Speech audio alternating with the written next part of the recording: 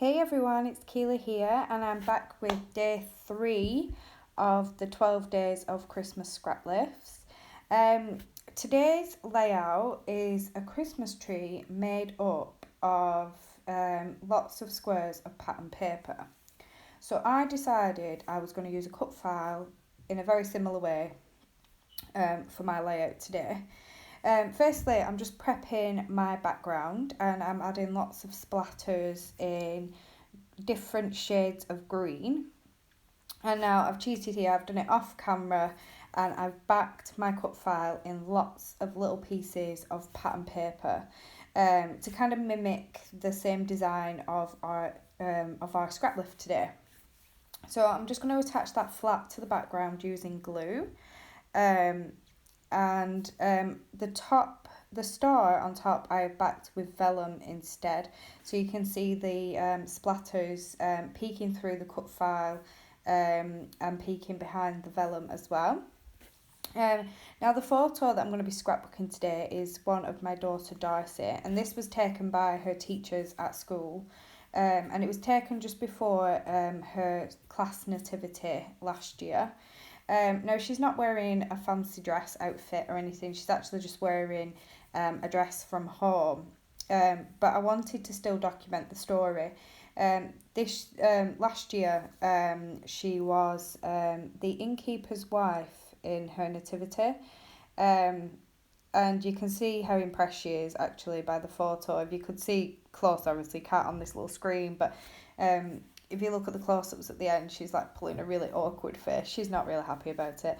But she did so well in her nativity, and I wanted to document the story.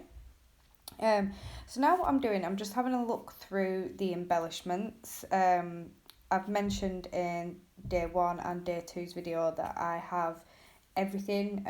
I have the main kit as well as the add-ons. And I'm just flicking through now and having a look to see what I want to use.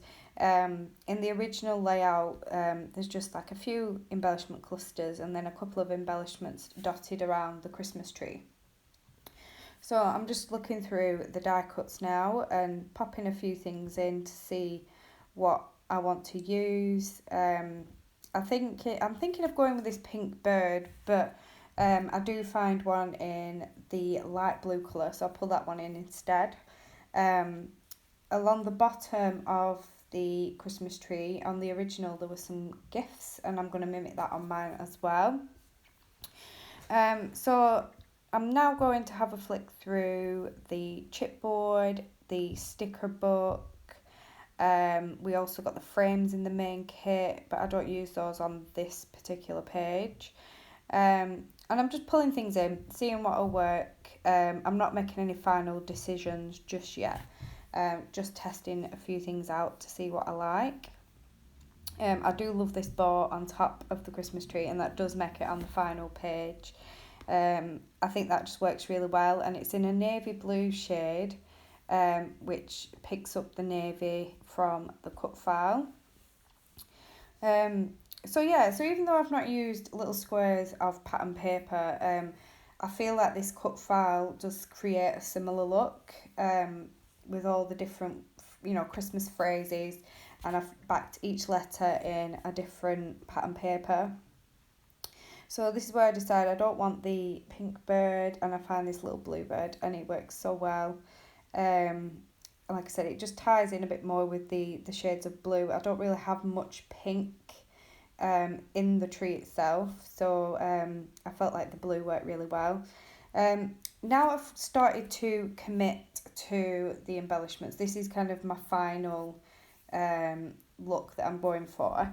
Everything's stuck down apart from the chipboard little snowflakes that I'm going to add in the centres of the O's on the cut file. And I do add one at the bottom as well near the gifts.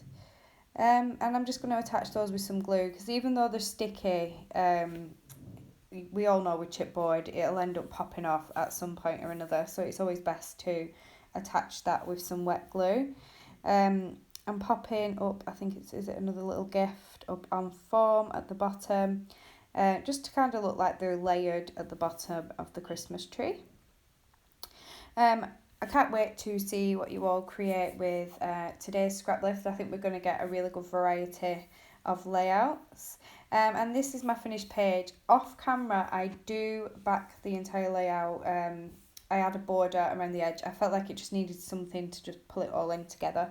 And you can see that now in the close-ups. Please do check out day 1 and day 2 if you haven't already.